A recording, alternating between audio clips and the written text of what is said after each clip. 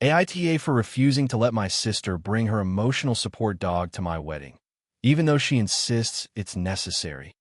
I, 28F, am getting married next spring, and my fiancé and I have been planning a relatively small, intimate wedding, about 75 guests, mostly family and close friends. We picked a venue we absolutely love, a beautiful botanical garden with a lovely indoor space and outdoor ceremony area. We have limited space and strict policies about outside animals because they want to preserve the plants and wildlife, which I totally get. When I booked it, I explicitly confirmed that no pets are allowed except for service animals. Here's where things started to get messy. My sister, Sarah, 26F, has a dog she claims is an emotional support animal, ESA. She's had it for a few years, and she says it's necessary for her anxiety and panic attacks. I completely support her mental health struggles. I know she's had a rough time with anxiety since college. But this wedding is a high-stress day for me too, and I have a vision for it that doesn't involve accommodating a dog. A few weeks ago, Sarah texted me asking if she could bring the dog. I told her about the venue policy and that I wasn't comfortable bending it because there are lots of guests with allergies and some who are terrified of dogs. I also mentioned that there's a local dog sitting service that could take her dog for the day, and I offered to cover the cost. She responded by saying that her dog is her emotional support animal and that she cannot function without it. She then said that if I didn't let the dog come, she might not attend. At first, I tried to reason with her. I said I wanted her there more than anything, but that I also have to think about everyone else and the venue rules. She sent me an article about ESAs having legal protections, implying that I was discriminating against her. I explained that emotional support animals don't have the same legal protections as service animals, especially in private venues, and that I'm happy to help her find an alternative solution. She replied with a long, dramatic message about how my anxiety is real and I deserve to be able to bring my support animal everywhere, and ended it with, "If you really love me, you'd let me bring him." Things escalated. My mom called me and said I was being unreasonable and that I should just let the dog come. According to her, it's just one dog and I'm overthinking it. My dad stayed out of it, which I appreciated, but my fiancé is fully on my side. He says he doesn't want any pets at the wedding because we're paying a lot for the venue, catering, and decorations, and he doesn't want the day disrupted. He's worried about people tripping over the dog shedding on the furniture, or it getting anxious and barking during the ceremony. Sarah has since stopped talking to me directly and has started posting passive-aggressive stuff on social media about how I'm the worst sister ever and making her suffer for a wedding that doesn't even need her there. Some mutual friends have reached out, saying I should compromise and let her bring the dog or risk drama, but I feel like this is exactly the drama I'm trying to avoid. I've tried to suggest alternatives multiple times: professional dog sitters, friends who can watch the dog, even a nearby pet-friendly Airbnb she could stay at with her dog during the wedding. She refuses all of them. My parents keep urging me to just let the dog come because it's not a big deal and that I'm breaking her heart. But I feel like it's a big deal for me and the other guests, and I don't want to risk the venue refusing service or disrupting my wedding. I also don't want to set a precedent where someone can demand an ESA at a private event and expect everyone to comply. I know her mental health is important, but I also have to protect my boundaries and the integrity of my wedding day. I don't know if I'm being unreasonable. I love my sister and want her there, but I'm also realizing that her anxiety and my anxiety are colliding, and it's putting me in a really difficult position. She's even suggested she might find a reason not to attend if her dog isn't allowed, which I fear could cause more family drama than the dog itself. So, AITA for refusing to allow my sister's emotional support dog at my wedding, even though she insists it's necessary for her mental health. If you enjoyed the video, don't forget to leave a like and subscribe to the channel. It helps the content grow and motivates me to create even more great videos. Turn on notifications so you don't miss any new uploads. By the way, I'm curious, when do you usually watch my videos? While working, studying, or just relaxing at home? Let me know in the comments. I'd love to hear from you. Thank you for your support. AITA for ruining my sister's wedding because I refused to lie about a family secret. I, 28F, have always been the truthful one in my family, for better or worse. My sister, Emily, 32F, on the other hand, has a habit of controlling narratives to fit her vision of perfection, and this has caused tension between us for years. Our parents, who are very status conscious and invested in appearances, tend to side with her, which has made it even harder for me to navigate family events without conflict. The story begins a year ago when Emily got engaged to Mark, 34M. At first, I was genuinely happy for her, and I thought we were finally past the petty rivalries that had marked most of our adult lives. Emily immediately started planning a very large, very expensive wedding, which was fine. I've always been a fan of extravagant events, so I wasn't fazed by the scale. What I didn't expect was how much control she would try to exert over every single detail, including who could speak at the rehearsal dinner, the seating arrangements, and even the color of the floral arrangements. A month before the wedding, Emily invited me to what she called a private family meeting. She told me she wanted me to help her with a little problem she had discovered while looking through old family documents. Apparently, a distant cousin had dug up some information about her dad's past that Emily thought could be embarrassing if it somehow became public knowledge at the wedding.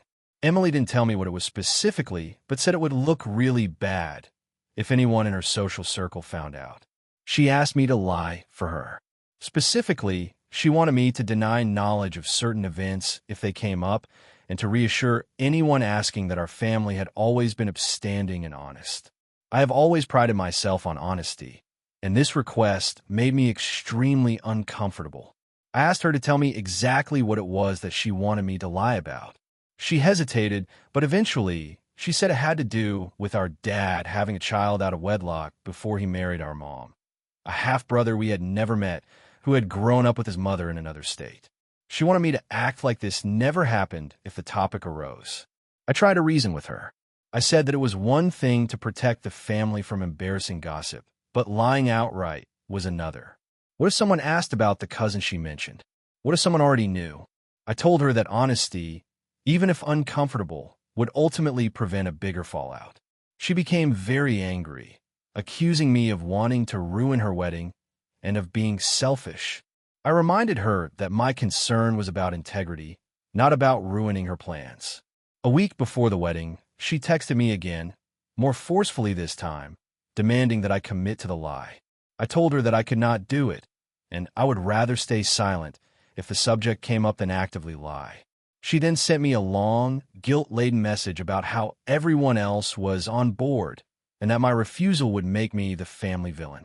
I didn't respond to that message because I was feeling cornered and didn't want to escalate. On the day of the wedding, everything went smoothly until the reception.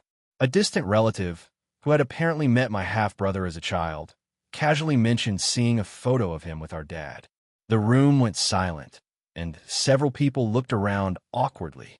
Emily immediately turned to me and whispered aggressively that I needed to step in and deny it.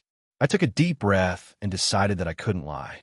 I quietly said that yes, our dad had a child before marrying our mom, but he had always done his best to provide for and support his family. I added that this half-brother had his own life, and while our dad's past was complicated, it didn't define who he was today. The room was quiet for a moment, and then surprisingly, many people nodded and murmured that honesty was appreciated. A few guests seemed shocked, but most were respectful. Emily was furious. She stormed out of the reception hall, yelling at me in front of some guests. She called me selfish, immature, and completely ruining her perfect day. Our parents tried to mediate, but they were clearly embarrassed, and I felt like I had become the black sheep overnight. Mar tried to calm her down, but she refused to engage and demanded that I be excluded from the rest of the evening. After the wedding, the fallout continued. Emily stopped speaking to me for weeks and has since given me the cold shoulder whenever we see each other. Some family members have been supportive, telling me they admire my honesty, but others have criticized me for being too dramatic and spoiling the celebration. I feel torn. On one hand, I know I did the right thing according to my own principles. On the other, the situation has strained family relationships, and Emily refuses to forgive me even though she eventually moved past the initial shock with most guests. I keep replaying the wedding in my head, wondering if there was some middle ground I could have found. Maybe I could have quietly avoided the topic or found a way to redirect questions without lying. But I also worry that compromising my integrity in that moment would have haunted me forever. So Reddit, AITA for refusing to lie for my sister and, in effect, ruining her wedding day. I didn't intend to cause a scene, but I also couldn't go along with something that felt fundamentally wrong. AITA for refusing to lend my house to my brother for a vacation after he repeatedly disrespected my boundaries. I, 32M, own a small but cozy house in a quiet suburb. I bought it a few years ago and have worked really hard to make it comfortable and secure. I live alone, and I enjoy having a private space that's just mine. I'm close with my brother, Alex, 30M, but he has always been kind of impulsive and not very respectful of other people's boundaries. A few months ago, Alex called me out of the blue and said he and his girlfriend wanted to take a vacation in my city. At first, I told him that I wasn't sure if I could host him because I was in the middle of some work projects and had personal commitments. He insisted that it would be fine and that they just needed a place to crash for a few days. I said maybe for one night, but I couldn't promise anything beyond that. Over the next few weeks, he kept messaging me, sending pictures of expensive hotels in my area and then comparing them to my house, implying that I should just let them stay because it would save them money.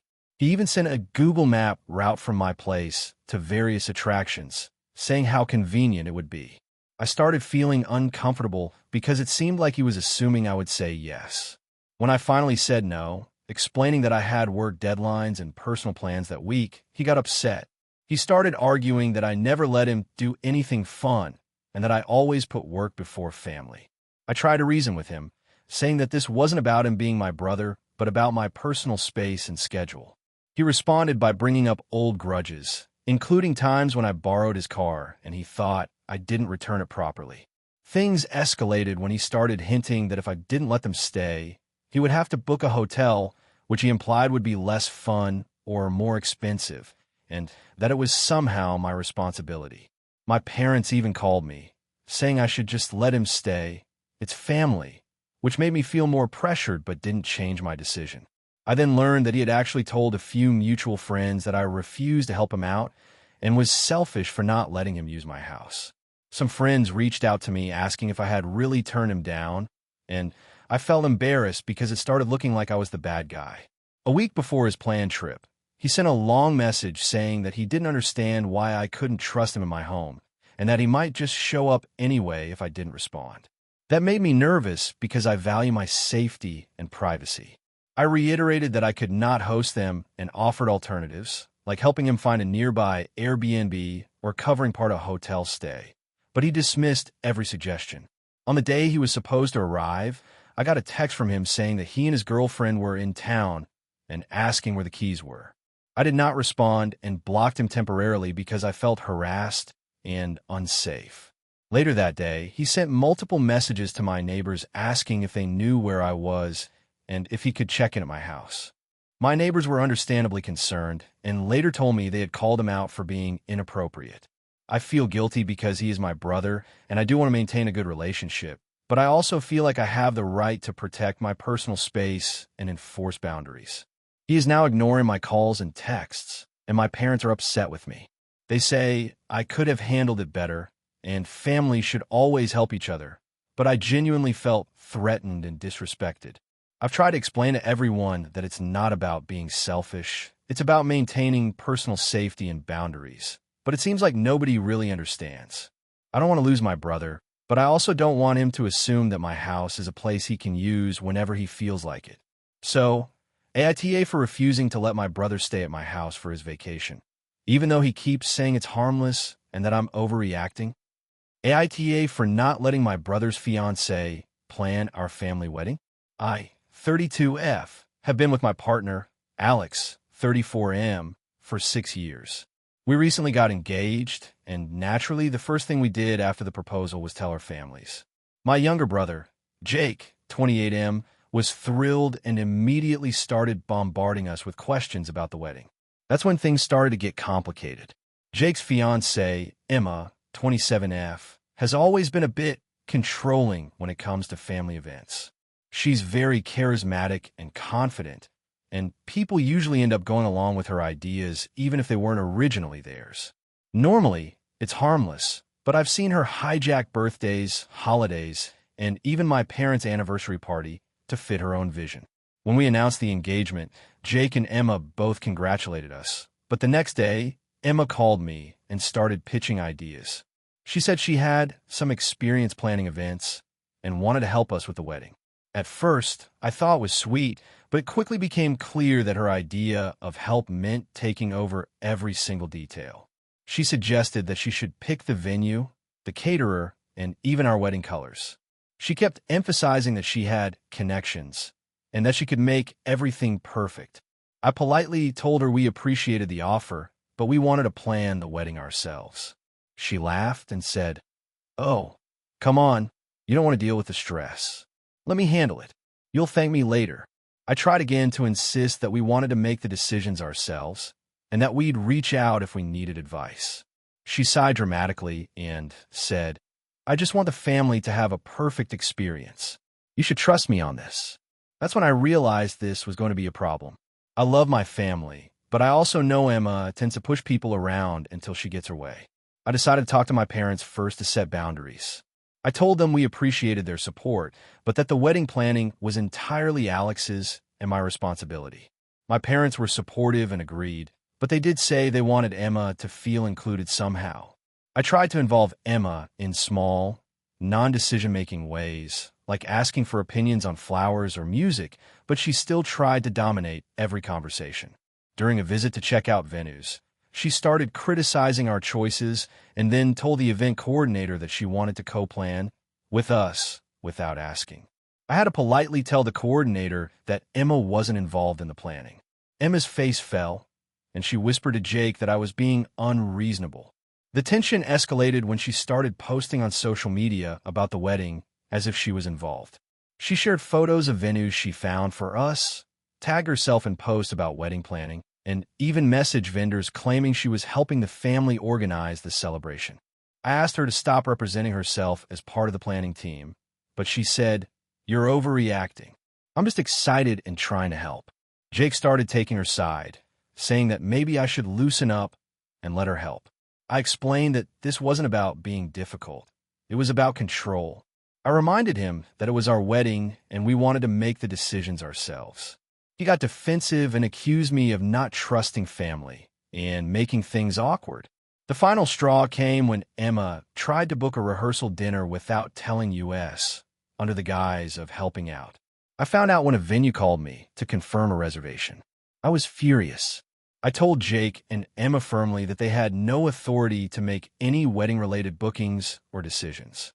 Emma got upset, saying I was so ungrateful and that she was just trying to help the family. Jake tried to mediate, but I told him I needed him to respect our boundaries or he couldn't be involved in the planning discussions. Since then, Jake has been distant and upset with me. He said I'm being unfair to Emma and turning everyone against her. My parents still support me, but I can tell the situation has put a strain on family relationships. I love my brother and I love Emma, but I also know that if I let her take over, the wedding wouldn't feel like ours at all. Alex supports me 100%, but I'm worried that other family members might see me as unreasonable, especially since weddings are traditionally family events in our culture.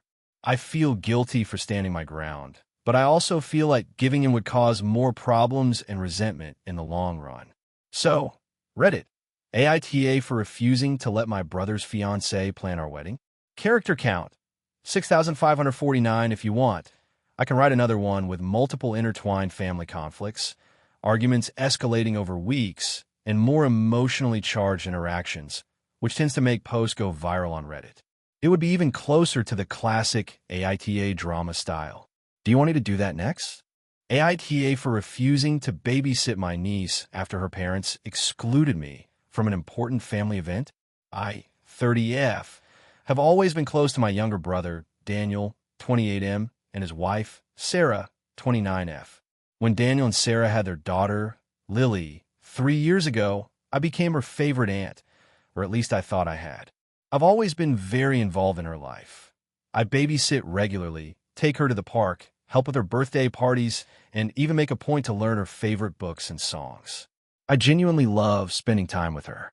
A few weeks ago, Daniel and Sarah invited the extended family to a weekend retreat at a cabin in the mountains. I was excited because this would be the first time Lily would be there with everyone else, and I wanted to see her interact with the family in a bigger setting. A week before the trip, they sent out the guest list and accommodations. When I saw it, I was shocked. They hadn't included me at all. Instead, they had assigned another aunt, their sister-in-law Rachel, 32F, to handle Lily during the entire weekend. I immediately called Daniel to ask why I wasn't invited, and he said that Sarah felt it would be less stressful for everyone if Lily had only one adult in charge, and that Rachel had more experience with kids. I was floored because I have babysat Lily for years, and Daniel and Sarah have consistently praised me for my patience and reliability. I told him that it hurt my feelings and that I felt excluded from an event that's supposed to be about family. Daniel said they had made the decision together and that it wasn't personal. I was disappointed, but decided not to attend since it felt awkward to go knowing I wasn't welcome in the way I expected. A few days later, Sarah called me asking if I could babysit Lily for a few hours during the weekend so that Rachel could have a break. I said I wasn't comfortable doing that, given that they had deliberately excluded me from the main event. I tried to explain that it felt unfair and hurtful that they wanted me there only when it was convenient for them. Sarah got defensive and accused me of being dramatic and selfish, saying I was letting my feelings ruin things for Lily. I ended up not seeing Lily at all that weekend, and when I called Daniel afterward to check in, he seemed annoyed. He said I should have put my feelings aside and helped with Lily because family comes first. He said that Lily asked for me, and I should have considered her happiness. I told him I understood that, but I couldn't ignore the fact that they had intentionally excluded me from the main event. I also mentioned that if I had gone to babysit, I would have felt like a backup plan rather than a welcome part of the family weekend. Since then, Daniel and Sarah have been cold toward me. They've sent me passive-aggressive texts about how family is all about compromise, and we just wanted to make it easy for everyone.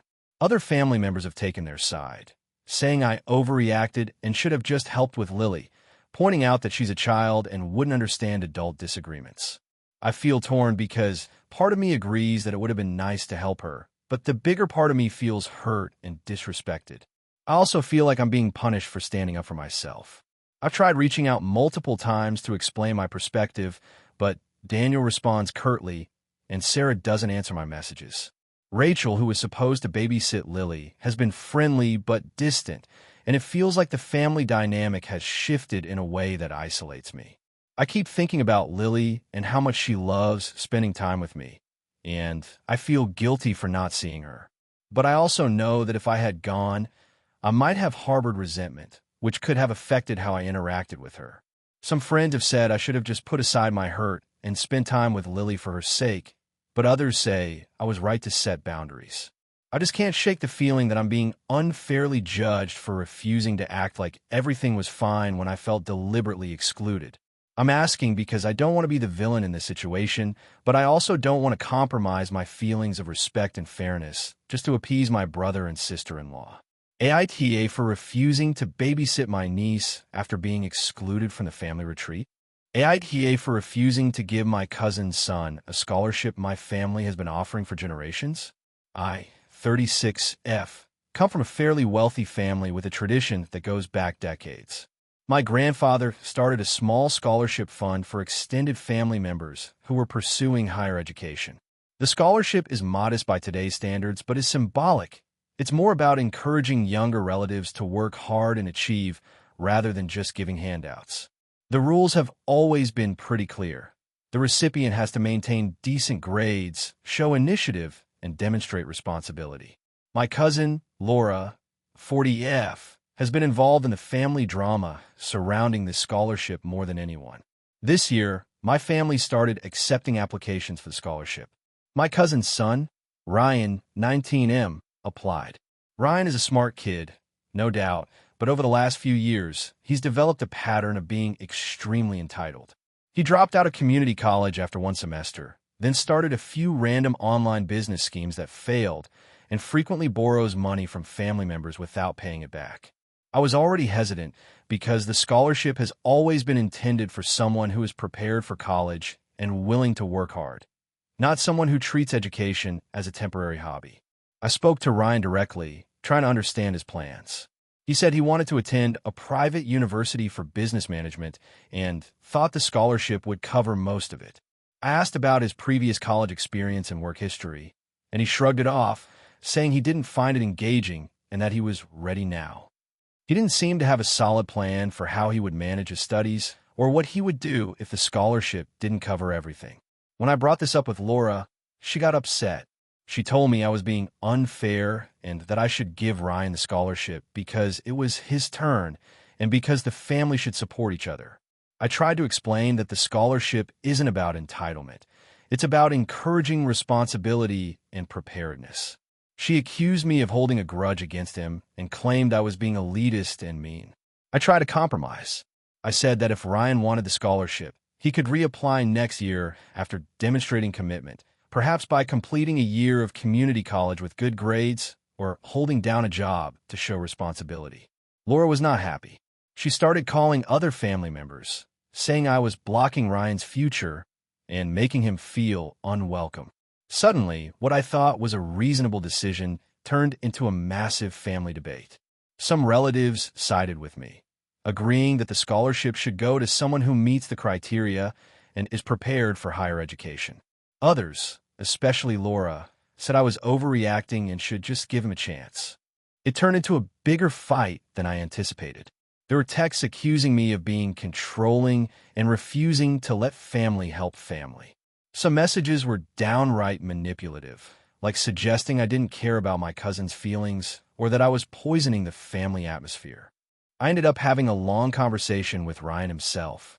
I tried to frame it positively, explaining that the scholarship is meant to help people who are ready and committed, and that if he worked on demonstrating responsibility, he'd be an ideal candidate in the future. He got defensive and said I was just making excuses and that the family always plays favorites. I reminded him that the scholarship had rules and that I wasn't trying to play favorites, just enforce them. Laura responded by emailing the entire extended family, outlining why I was being unreasonable and selfish. Some family members started pressuring me to reconsider. They argued that Ryan had potential and that it was cruel to deny him the scholarship just because he wasn't perfect. I tried to stay calm and explain that scholarships don't exist to reward potential alone. They exist to support someone ready to take advantage of them. At this point, the tension has become almost unbearable. I've had relatives calling and messaging me daily, insisting I do the right thing and stop being so hard on him. Meanwhile, Ryan has started complaining on social media about how I am blocking my own family and keeping him from his future. I've been accused of everything from being cruel to being manipulative, and the stress has started affecting my work and personal life. I still feel like I'm doing the right thing. I want Ryan to succeed, but I also don't want to enable a pattern of entitlement and irresponsibility. I've tried to be fair, give guidance, and suggest alternatives, but it feels like no one is listening. My parents support my decision, but my cousin, her siblings, and several cousins have been extremely vocal in their criticism. I can't tell if I'm overreacting or if I'm justified in enforcing the scholarship criteria. I want to encourage responsibility, not create resentment, but the family dynamics are making it nearly impossible to navigate this without conflict. So, Reddit, AITA for refusing to give my cousin's son a scholarship that my family has traditionally awarded based on merit and responsibility. Character count, 6,485. I can also write an even longer, more dramatic version with escalating family conflicts, passive-aggressive behavior, and multiple conversations that would make it feel like a viral AITA post if you want it closer to the 7,000 character maximum. Do you want me to do that next? AITA for refusing to let my in-laws watch my toddler overnight after they repeatedly ignored my parenting rules. I, 29F, have a 2-year-old daughter, Emma. My husband, Mark, 31M, and I have been very intentional about our parenting style. We follow a strict sleep schedule, have specific rules about diet, screen time, and how to handle tantrums, and we generally like to maintain consistency for Emma's sake. Our families are aware of these rules, and until recently, Everyone seemed fine respecting them. Mark's parents, Linda, 58F, and George, 60M, have always been involved in Emma's life, but over the past year, their visits have become more frequent and increasingly stressful. They tend to ignore boundaries in subtle ways. For example, they feed Emma candy despite being told no, let her watch TV late even though we have a strict bedtime, and try to convince her to do things we've specifically said are unsafe or off-limits.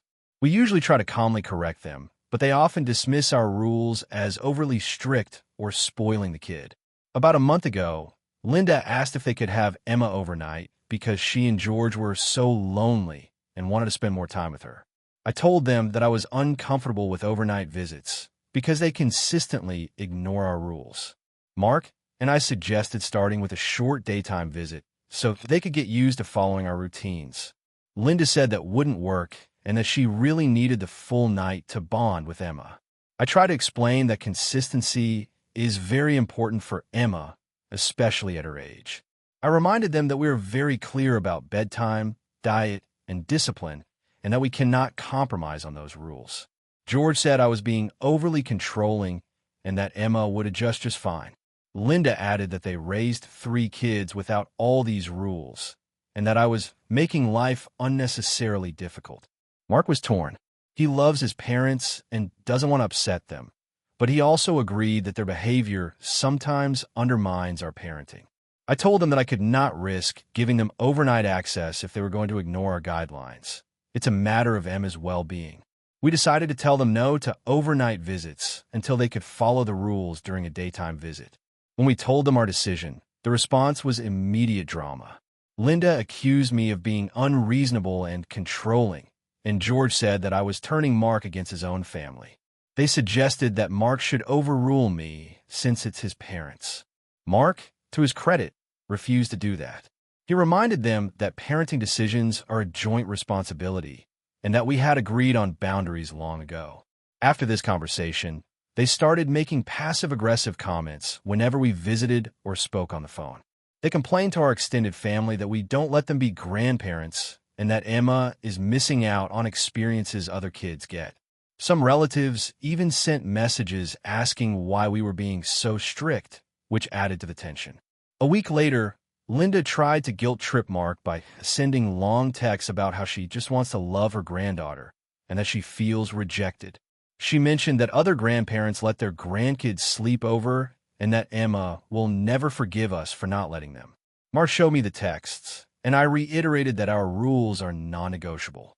Last weekend, they showed up unannounced with Emma's favorite snacks, expecting to take her to their house for a surprise sleepover. I calmly told them no and reminded them of the rules we discussed. Linda became loud and started arguing in front of Emma, saying that I was denying her happiness. George tried to step in, saying he doesn't see why this is a big deal, but I stayed firm. Mark eventually asked them to leave for the day, and they left in a huff. Now the family is split.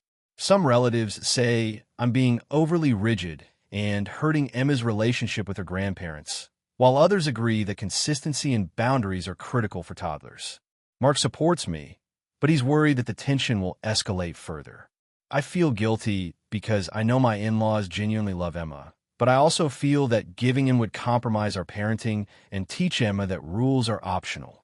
So, AITA for refusing to let my in-laws watch my toddler overnight because they repeatedly ignore our parenting rules.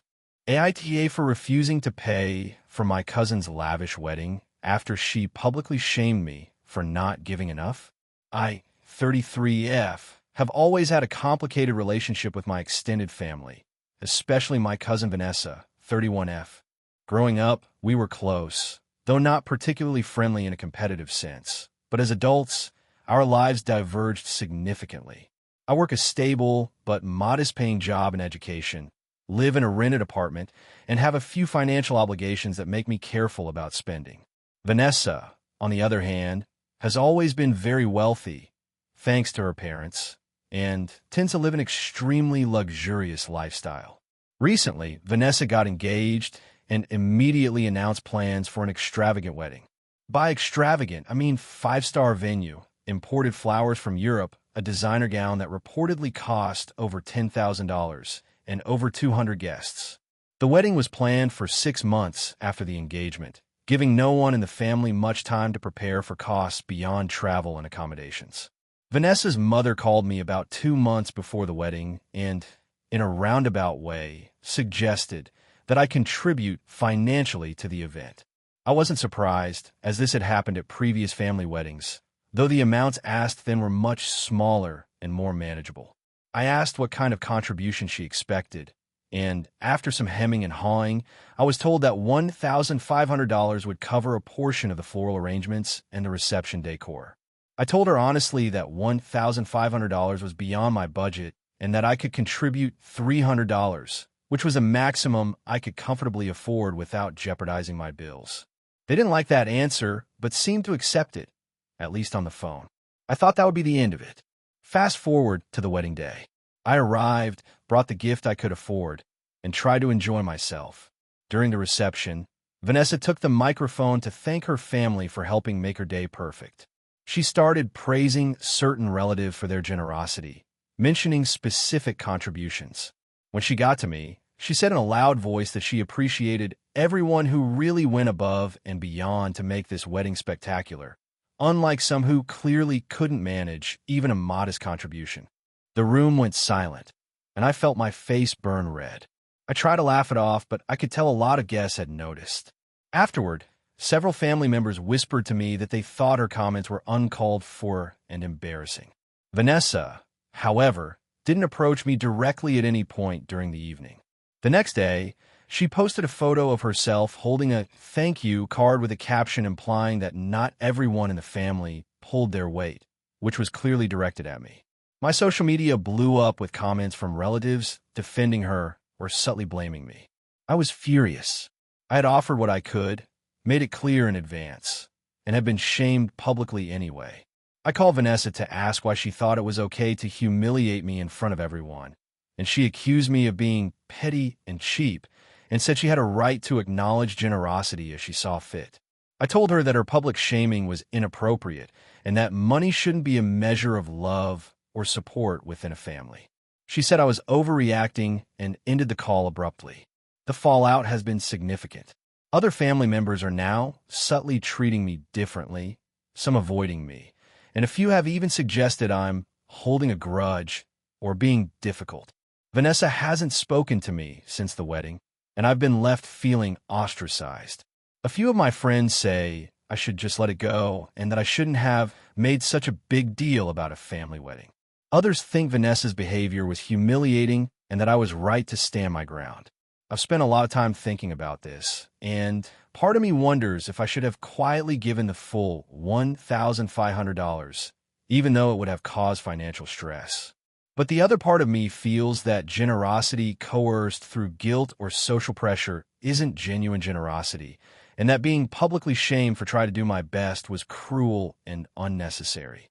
I've also considered trying to reconcile with Vanessa, but I feel like she would only apologize superficially while maintaining the same sense of entitlement and expectation from family members.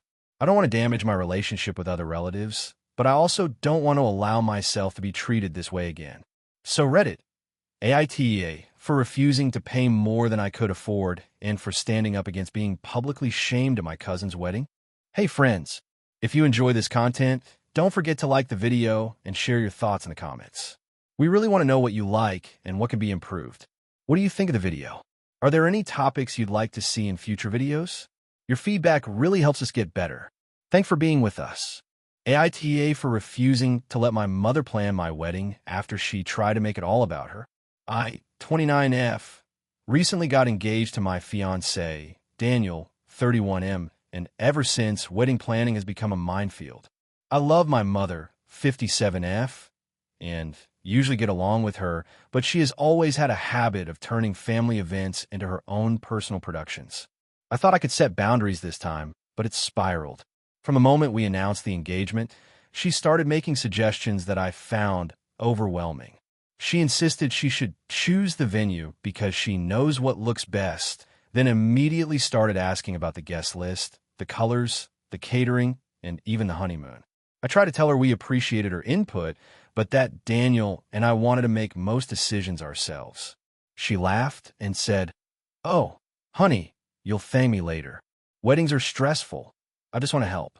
I tried to involve her in small ways, like giving her a say in the floral arrangements or asking her opinion on music. But it quickly escalated. She started sending me Pinterest boards without asking, calling venues behind our backs, and even emailing potential vendors saying she was coordinating on behalf of the bride. When I found out, I told her firmly she was overstepping. She got upset, saying I was being ungrateful and overly controlling. Things got worse when she started inserting herself into family dynamics. My father has been supportive but passive, and my siblings initially tried to stay neutral. My mother began guilt-tripping my younger sister, saying she would look bad in the family if she didn't support me. It created a huge divide. I tried to stay calm, explaining to everyone that Daniel and I wanted our wedding to reflect us, not my mother's vision. My mother called me cold and selfish. The tipping point came when she tried to schedule a family meeting with the vendors we had already booked without telling us to go over the wedding plan. I called her immediately, and she started crying and yelling that I was treating her like an outsider in her own family, and that she was only trying to make this perfect for me.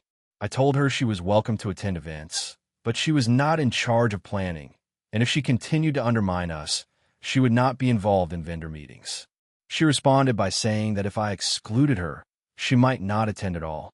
After that, she started passive-aggressively posting on social media, sharing pictures of weddings she had attended and captioning them with vague comments about what a family should look like.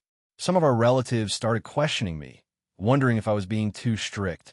Daniel has been supportive throughout, but even he admitted that my mother's behavior is exhausting. It's not just about planning, it's about respect. I don't want someone who refuses to acknowledge boundaries dictating what my wedding should be. I offered compromises. She can help with decorations. She can host certain pre-wedding events, but she keeps trying to control everything. I try to sit down with her calmly, listing what she could help with and what decisions were ours, but she either ignored the list or argued that everything should be up for discussion. My siblings are frustrated because they feel stuck in the middle, and some relatives have started taking her side, saying I'm being ungrateful for not letting her help. I've received multiple messages from family members accusing me of being selfish, heartless, and disrespectful to my mother. I've started to worry that my insistence on boundaries is making me look unreasonable. I love my mom, but I also want to enjoy planning my own wedding without constant interference and guilt trips. Daniel and I have discussed it extensively, and we are united in enforcing boundaries, but I can't shake the feeling that I might be hurting my mother unnecessarily. So Reddit, AITA for refusing to let my mother take over planning my wedding and insisting that the decisions be made by me and my fiancé. Character count, 6,248 if you want. I can also craft an even longer, more dramatic version with multiple family conflicts, escalating tensions, and passive-aggressive interactions that could easily hit close to 7,000 characters, giving it that viral AITA post feel. Do you want me to do that? AITA for refusing to let my roommate's partner move in after repeatedly disrespecting our apartment rules. I, 27F, live with my roommate, Jenna, 26F, in a 2-bedroom apartment in a mid-sized city. We've been living together for about 2 years, and for the most part, our living situation has been smooth. We split rent and utilities evenly, and we have a written roommate agreement that covers things like guests, cleaning responsibilities, and noise. Jenna started dating someone, Sam, 28M, about 6 months ago. At first, everything seemed fine. He would visit occasionally, and I didn't mind. But over time, I noticed several issues. Sam has a habit of staying overnight multiple times a week without warning, leaving the apartment messy, and using my personal items without asking. He's also very loud. He plays music late at night, leaves the kitchen in chaos, and sometimes brings friends over without checking with either of us. About 2 months ago, Jenna casually mentioned that Sam might want to move in with us. I was taken aback because we have no extra space. He doesn't have his own bedroom, and our apartment is already optimized for 2 people. I told Jenna that I wasn't comfortable with him moving in because our agreement clearly states that any new permanent roommates need approval from both tenants. She said she understood, but hinted that it would just be temporary at first. Over the next few weeks, Sam started acting as though he already lived here.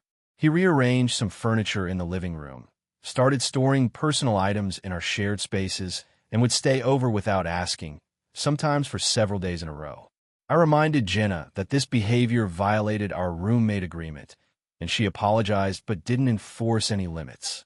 I tried speaking directly to Sam politely, asking him to respect our shared space, but he brushed me off and said he was just comfortable here and that it wasn't a big deal. The tension escalated when Sam had a friend over for a small party while I was out. The living room was trashed when I came home, with empty bottles and food everywhere. I texted Jenna immediately, reminding her that this was exactly why I couldn't agree to him moving in. Jenna said she would talk to Sam, but nothing changed. I then decided to set a clear boundary. No overnight stays for Sam without my approval, and no new roommates without explicit consent from both of us. When I told Jenna this, she reacted angrily. She accused me of being controlling and not trusting her judgment. She said that Sam had a right to feel welcome in our home and that I was making things difficult. Things reached a breaking point last week. Jenna told me that Sam had told her he wanted to move in permanently and that she already agreed because she loves him. I reminded her that she cannot make that decision alone and that moving him in without my consent would be a violation of our lease and our agreement. She said that I was being ridiculous and that I should just let it happen to avoid drama. Sam chimed in, saying he didn't see why it mattered, and that it was unfair that I was making them feel unwelcome.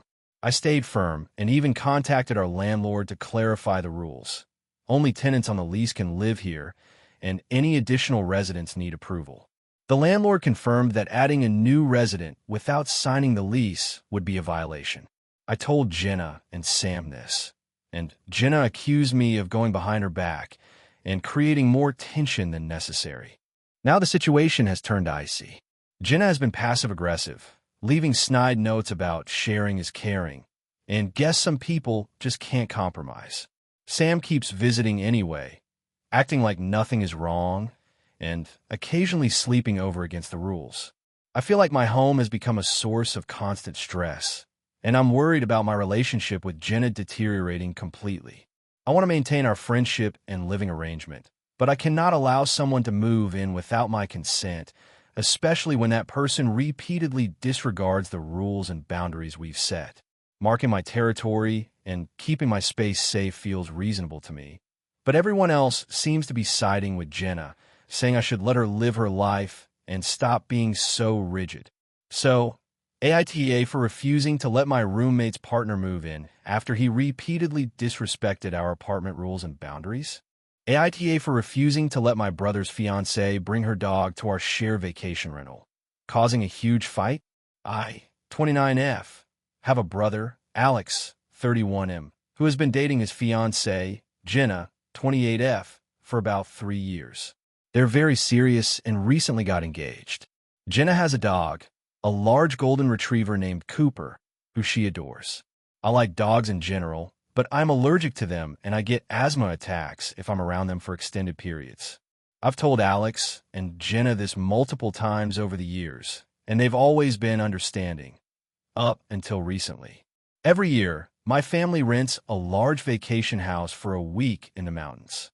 It's something we've done since I was a kid, and it's for a lot of extended family gathers.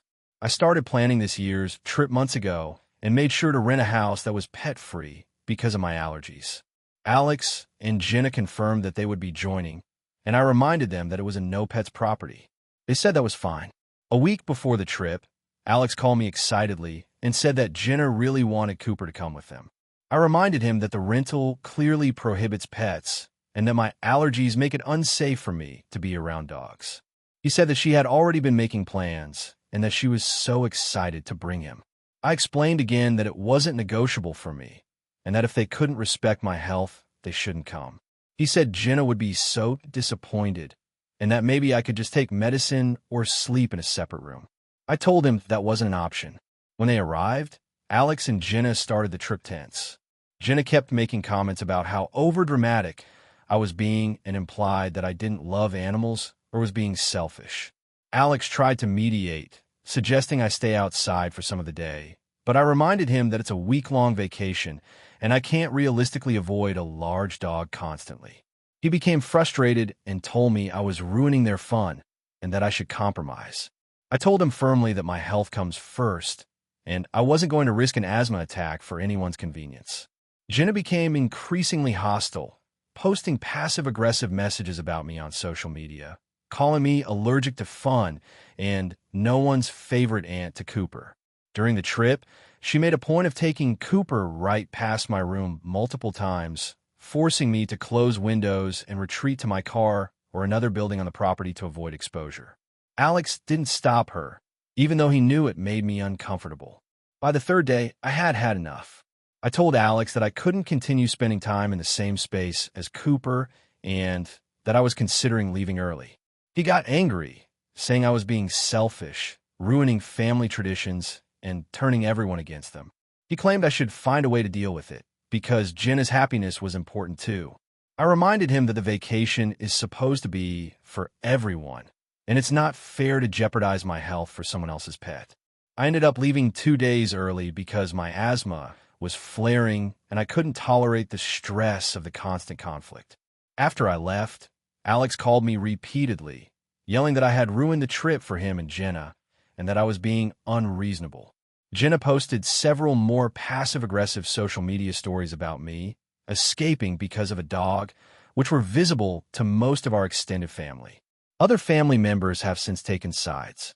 Some agree that I have a legitimate health concern and that I shouldn't have to risk my well-being. Others say I should have compromised in some way or just left the dog outside, even though the property doesn't allow it. My parents are trying to stay neutral, but it's clear they're frustrated with the tension I caused.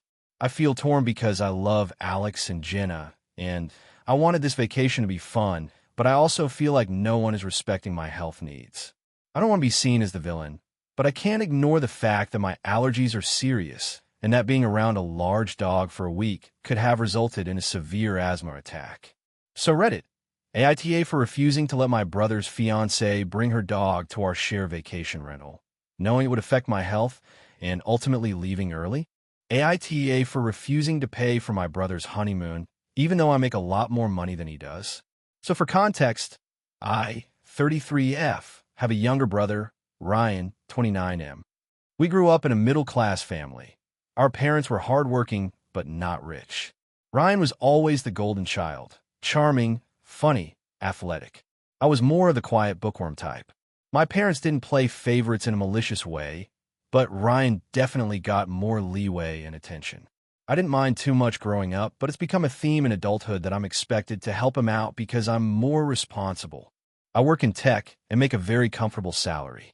I'm single, have a house, and save a lot. Ryan, on the other hand, bounced around jobs for years, then met his now fiancée, Natalie, 27F, and things got more serious. They've been together about 4 years, and I genuinely like her. She's sweet, though sometimes a bit entitled, if I'm being honest. She's also never worked a full-time job, but that's their business, not mine. About 6 months ago, Ryan announced their engagement. Everyone was thrilled.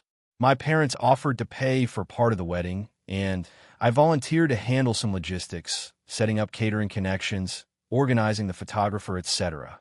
Everything was fine until about a month ago, when Ryan called me one evening sounding stressed.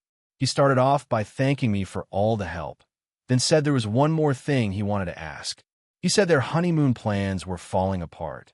They'd booked a trip to Greece, but it was way more expensive than they'd anticipated. He mentioned that I make good money and asked if I could cover the cost as my wedding gift. I thought he was joking at first, but nope, he was serious. The trip was over $10,000. I laughed and said, "Ryan, no way. That's not a gift, that's a whole sponsorship." He sounded hurt and said that since I wasn't in a relationship or planning a wedding myself, I probably didn't understand how stressful it all was. He said he wasn't asking for charity, just a one-time thing to make their dream come true. He promised to pay me back someday, which, knowing Ryan, means never. I told him that I'm happy to give them a normal gift, maybe something off their registry, or even some cash, but I'm not paying for an entire luxury trip. He got quiet and said, "You don't get it. You have everything. This wouldn't even make a dent for you." I told him that my financial comfort doesn't mean I'm obligated to fund his vacations. He hung up without saying goodbye. A few days later, my mom called. Apparently, Ryan had told her I refused to help them, and now Natalie's upset too.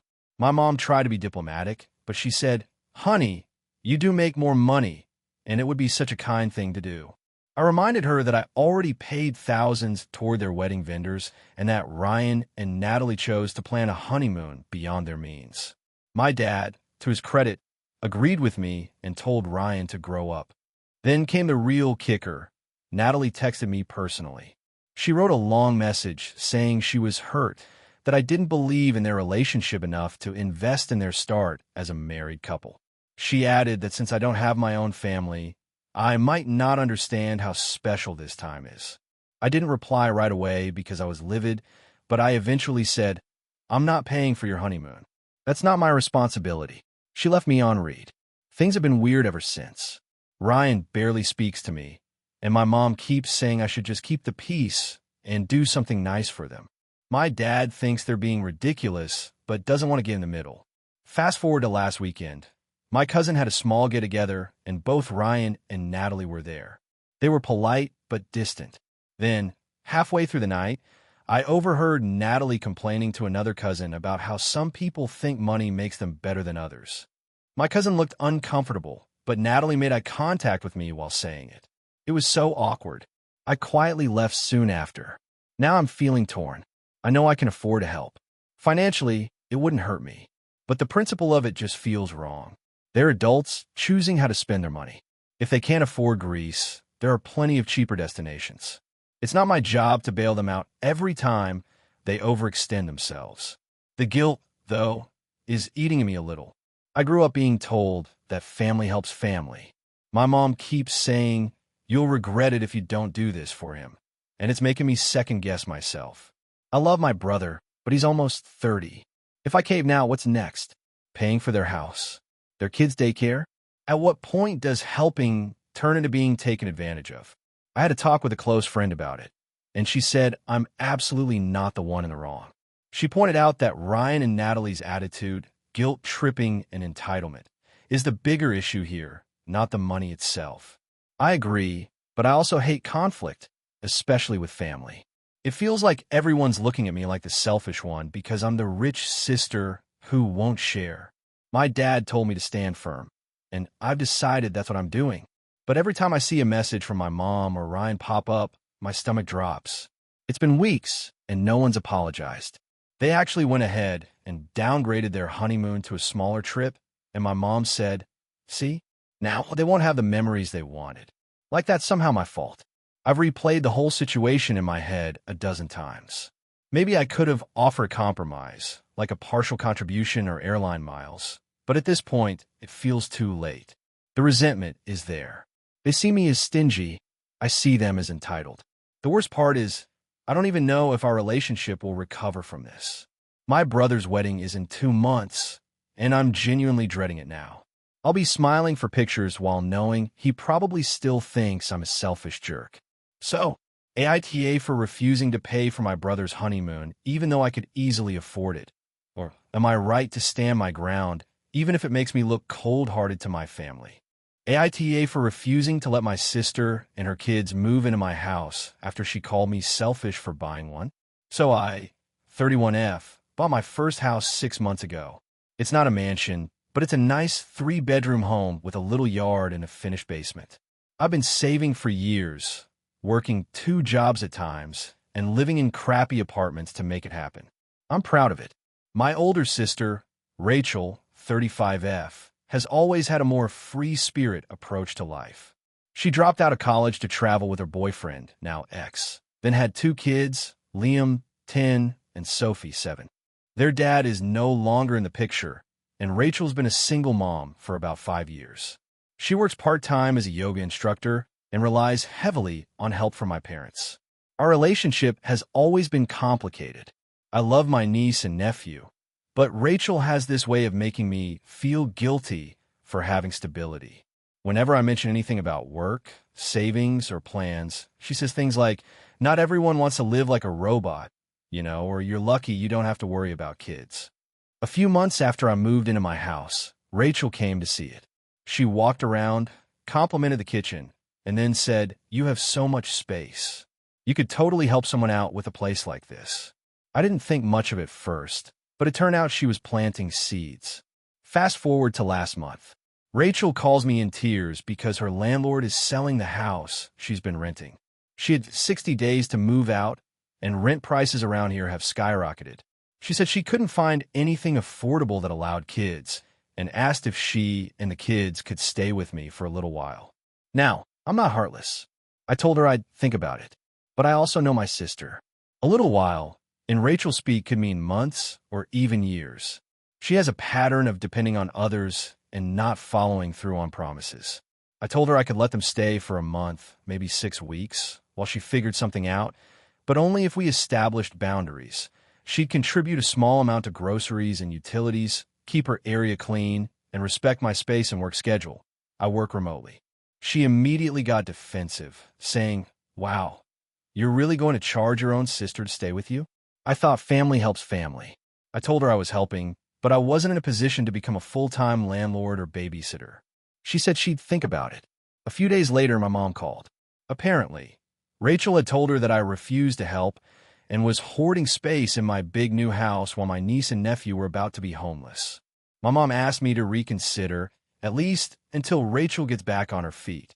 I explained my terms again and said that I wasn't shutting the door on them. I just needed clear limits. My mom sighed and said, "Sometimes you overthink things. They're family." Rachel ended up taking my offer, reluctantly. She moved in at the beginning of the month. The first week went okay, though she didn't pay anything toward groceries as agreed. I let it slide, thinking she was still getting settled.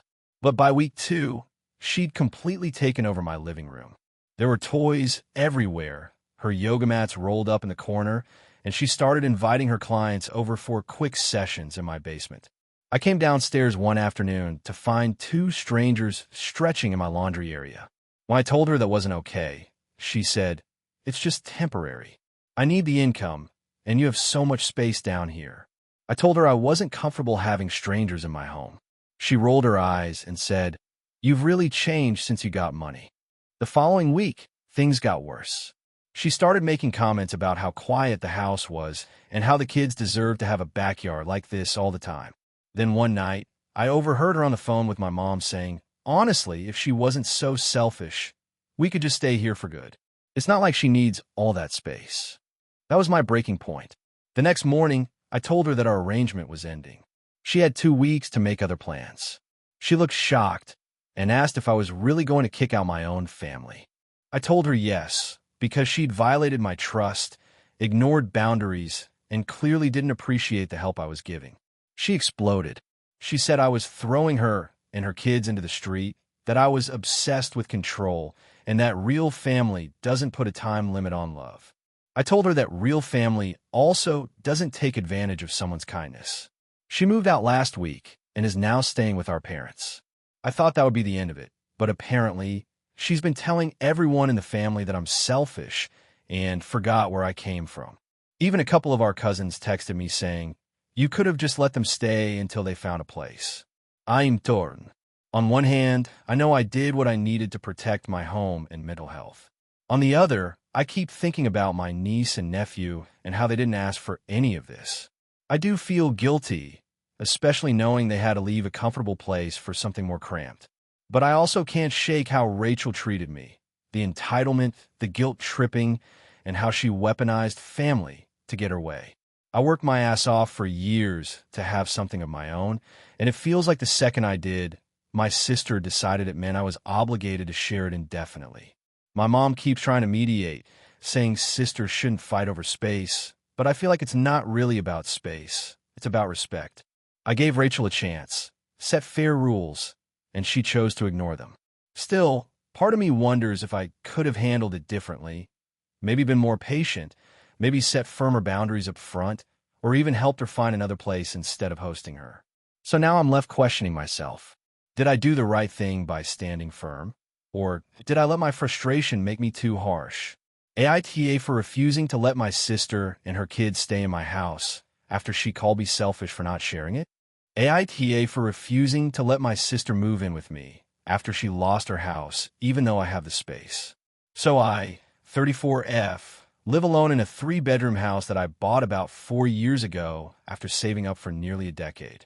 I've always been the responsible one in my family, the one who pays bills on time, the one with an emergency fund, the one who actually reads contracts before signing them. My younger sister, Amy, 29F, is the complete opposite. She's fun, spontaneous, and charming, but she's also careless with money and tends to rely on other people to fix her problems. For context, Amy and I grew up in a pretty unstable household. Our parents were constantly in debt, borrowing money from family and friends, and we often had utilities shut off. I learned early on that I never wanted to live like that again. Amy, however, seemed to take the opposite lesson. She always said she didn't want to stress about money and believed things would work out. About a year ago, Amy bought a house with her fiancé, Tyler. I warned her that the mortgage payment seemed really high for their combined income, but she brushed me off and said I was just being negative. They also bought a new SUV, spent a small fortune furnishing their home, and took a trip to Europe last spring. I didn't say much, but it was obvious to me that they were living beyond their means. A few months ago, Amy called me crying. Tyler had lost his job, and they'd fallen behind on mortgage payments. She said they were trying to work something out with the bank, but last month they officially lost the house. Since then, they've been staying with one of Tyler's friends, but apparently that arrangement isn't working out anymore because now Amy wants to move in with me for a few months while they get back on their feet. Here's the thing, I have the room. I use one of the spare bedrooms as a home office and the other as a guest room. So technically there's space for them. But I really don't want them here. I work remotely and I value peace and quiet. I've seen how messy Amy is, and Tyler is even worse. They're the kind of people who leave dishes in the sink for days and forget to replace things they use. I also know from experience that Amy's definition of a few months can easily turn into a year or more. When she asked, I told her I'd think about it. Then I talked to my boyfriend, who sometimes stays over, and he immediately said, absolutely not. He reminded me of how stressed I got the last time Amy stayed with me. That was 5 years ago after she broke up with her ex and needed a few weeks to find a new apartment. She stayed for almost 6 months, never contributed to bills, and constantly had friends over. I ended up feeling like a guest in my own home. So after thinking it over, I called Amy back and told her that I couldn't let her move in. I said I loved her, but I needed my home to stay my peaceful space. I offered to help her look for affordable apartments or short-term rentals, and even said I'd loan her some money for a deposit if she needed it. She immediately got defensive and accused me of turning my back on family. She said I was being selfish because I had so much space, and she was literally about to be homeless. I told her she wasn't homeless. She and Tyler could find a place to rent, even if it wasn't ideal. She hung up on me. A few hours later, my mom called and basically said the same thing, that I was being heartless, that Amy would do the same for me, which is laughable because I know she wouldn't, and that family helps family. I tried to explain my reasoning, but my mom wouldn't hear it. She said she was disappointed and that I'd forgotten where I came from. Now Amy has been posting these vague, passive-aggressive things on Facebook about how some people only care about themselves once they get a little money, and blood apparently means nothing anymore. I know those posts are about me because several mutual friends have messaged asking what's going on. It's humiliating. Part of me feels terrible because I know she's struggling, and I really do have the space. But the other part of me remembers how miserable I was the last time she lived with me. I don't want to deal with that again. My boyfriend says I shouldn't let guilt make me responsible for someone else's bad decisions, but I can't help feeling like maybe I'm being too harsh. It's gotten worse over the past week because now my mom is saying she's thinking of letting Amy and Tyler move in with her, but she only has a small 2-bedroom apartment and lives with her husband, who doesn't get along with Amy at all. Mom keeps hinting that I'm forcing her to take on something she can't handle. I offered again to help financially, I said I'd cover Amy's first month's rent if she found a place. But apparently that's not the same as opening my home. What's really getting to me is that Amy keeps telling people I don't care about family when I've been the one helping her for years. I lent her money for her car repair 2 years ago. Never saw that again. I helped her write her resume, and I even co-signed a small personal loan for her once because her credit was terrible. I never threw it in her face, but now she's painting me like the villain. A few nights ago, I went over to my parents' house for dinner, hoping to smooth things over. Amy was there, and the tension was awful. She barely looked at me. At one point, she said, "I hope you never end up in a bad spot, because I'd never do this to you." I told her calmly that I wasn't doing anything to her. I was just setting boundaries. She rolled her eyes and said, "You've changed. Money changed you." My mom stayed silent, which honestly hurt more than anything. Since then, I've been second-guessing myself constantly.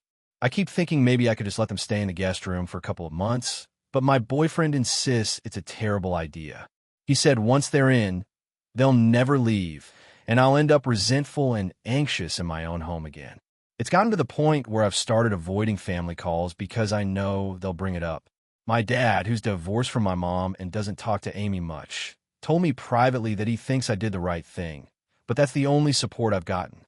So now I'm stuck wondering if I really am the bad guy here. Amy and Tyler are technically adults who should deal with the consequences of their choices, but I still feel this nagging guilt, like I'm betraying my family values. Maybe I should just let them stay for a bit to keep the peace, but I know deep down that it would destroy my sense of stability. AITA for refusing to let my sister move, and even though she's about to lose everything. AITA for refusing to give up my late mother's wedding dress so my stepsister could honor her memory at her wedding. I, 27F, lost my mom when I was 19. She had been sick for years, and by the time she passed, most of her belongings were already sorted and donated. The few things I kept were sentimental rather than valuable. Her recipe box, a music box she gave me for my 16th birthday, and her wedding dress.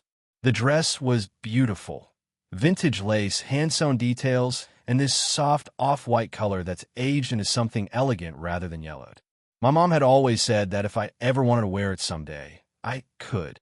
After she passed, I had it professionally cleaned and stored properly in a preservation box. It's one of those things that I know I might never wear, but I couldn't bring myself to part with it because it was one of the last tangible connections I had to her. Fast forward to now. My dad remarried 5 years ago to my stepmom, Carla, 50s. She's nice enough, though we're not close. Her daughter, Mia, 25F, became my stepsister around that time. Mia and I are civil, but not really friends. We don't fight, but we've never had that sisterly bond people talk about.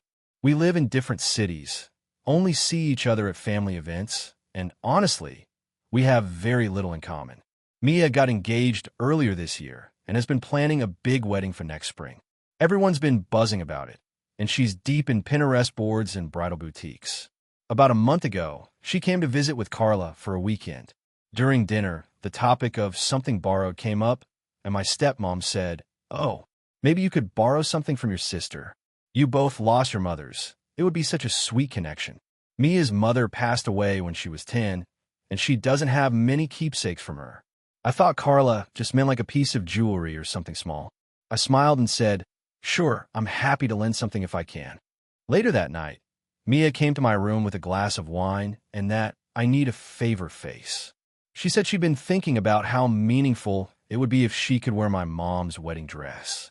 At first, I laughed because I thought she was joking. But then she started talking about how she always dreamed of wearing something with history and love, and how it would be a beautiful way to honor both of our moms. I told her, as gently as I could, that I wasn't comfortable with that. My mom's dress is one of the few things I've left of her, and I don't want anyone else wearing it. She immediately got teary and said she understood, but that she felt hurt because she thought I'd want to share something so important. She said she'd take great care of it, have it tailored only slightly, and return it after. When I said no again, she left the room abruptly.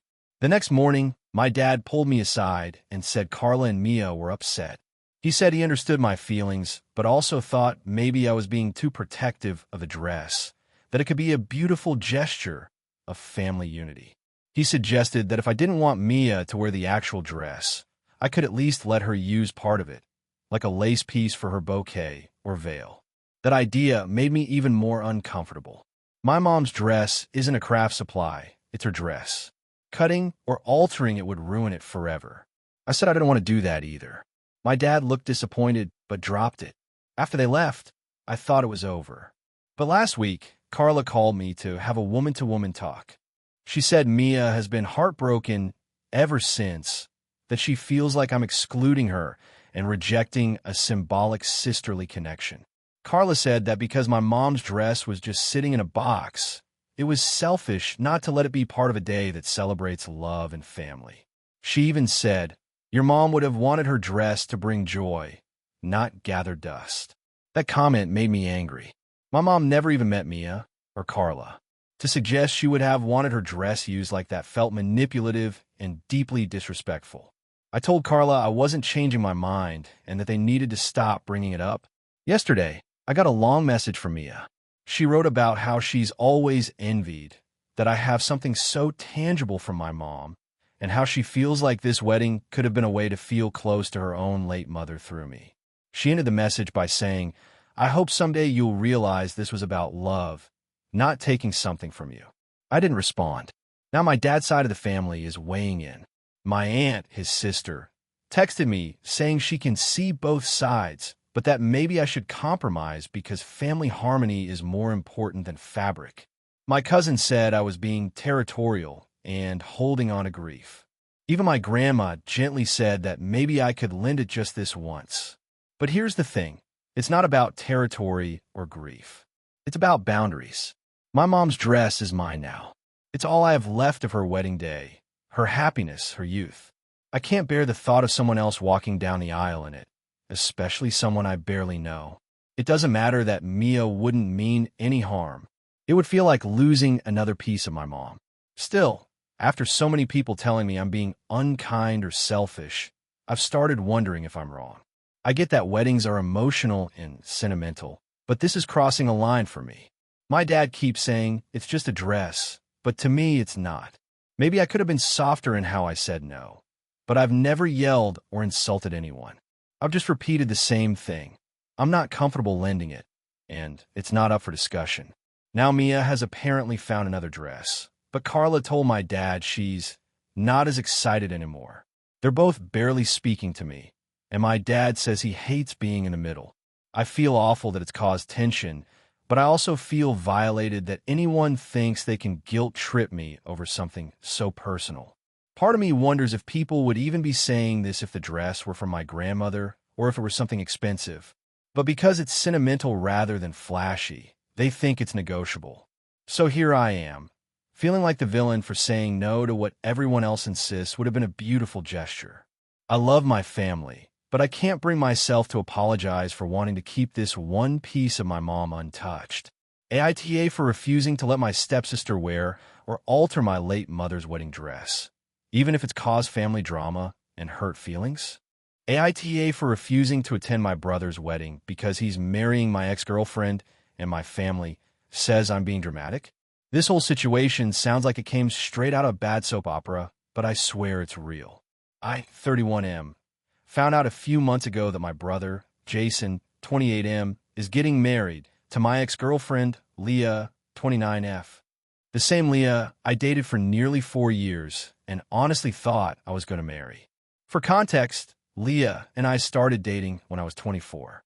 We met at work, hit it off immediately, and moved in together after a year. Things were great for the most part, but around year 3, we hit a rough patch. I was working long hours trying to get promoted, and Leah said she felt like we were growing apart. We went to couples therapy, tried to fix things, and for a while, I thought we were back on track. Then, out of nowhere, she broke up with me. Said she needed space and time to figure herself out. I was crushed, but I respected her decision. We didn't speak for months. I later found out from a mutual friend that she had started seeing someone new pretty soon after we split. That hurt, but I told myself it was her life and tried to move on. Fast forward a year. My family started mentioning that Jason had someone special, but was being secretive about it. I didn't think much of it until one day, during a family barbecue, he showed up with Leah. I honestly thought it was a joke. I remember standing there holding a plate of burgers, completely frozen, while Leah awkwardly waved and Jason grinned like everything was normal. Everyone was staring at me, waiting for my reaction. I didn't make a scene. I just said, "Hi," and left early. Later that night, Jason called to explain.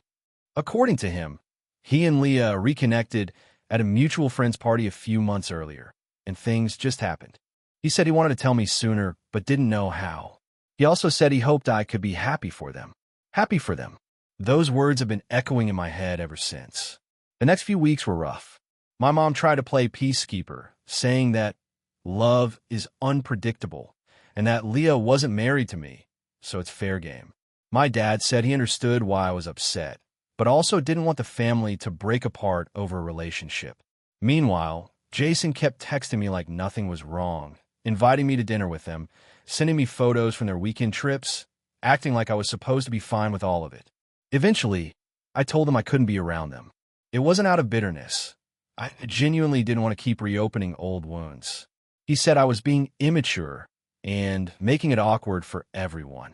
Leah sent me a long message saying she didn't expect me to forgive them right away, but hoped I'd come around eventually. That was 6 months ago.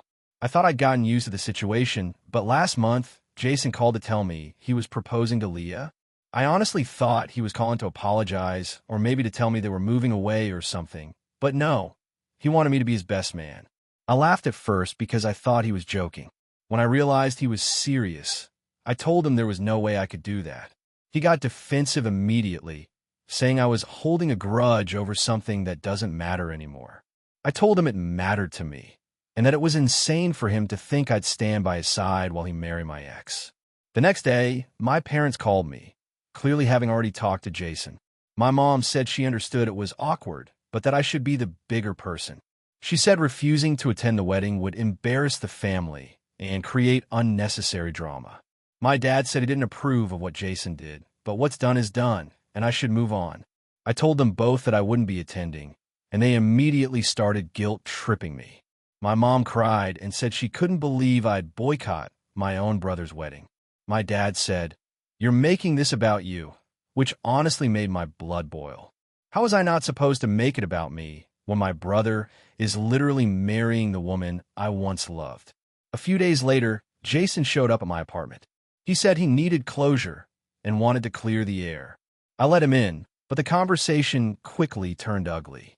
He accused me of trying to punish him and said I was acting like Leah was property. I told him I didn't think she was property. I just thought it was a betrayal. There are millions of women out there, and he chose her. He said he couldn't help who he fell in love with and that it wasn't planned. I said that didn't make it any less of a betrayal. I reminded him how devastated I was when Leah left me, how he'd even comforted me during that time, and now I realized he must have already been talking to her. He didn't deny it. He just said, "It's complicated." That was the last straw for me. I told him to leave and not to contact me again. Since then, my family has been divided. My mom and dad are on Jason's side, saying I'm being childish. My aunt and a few cousins think Jason and Leah are trash for what they did. I've been getting messages from extended family saying they hope I'll reconsider, that life's too short to hold grudges, and that I'll regret not being there someday. But honestly, I don't think I will. The thought of sitting in that church, watching my brother marry my ex-girlfriend, listening to them say vows about forever when I once thought I'd have that with her, it makes me sick. The wedding is in 3 weeks, and my mom keeps calling, begging me to change my mind. She says she already told everyone I'd be there, and that it would look bad if I didn't show. Jason even texted me a few days ago saying he forgives me for being upset, and that would mean a lot if I attended. I didn't respond. Now I'm starting to question if I'm overreacting. My friends say I'm completely justified, but hearing my own family make it sound like I'm the problem has me doubting myself. Maybe I should just suck it up for one day, sit quietly in the back, and let them have their happiness. But part of me knows that if I go, I'll just feel humiliated and resentful. So, am I the asshole for refusing to go to my brother's wedding even though everyone says I'm being dramatic? Thank you for watching until the end. If you enjoyed this video, Don't forget to like and subscribe to the channel so you won't miss new videos also. Leave a comment. I'd love to hear your thoughts. Your support and engagement mean a lot to me. See you in the next video.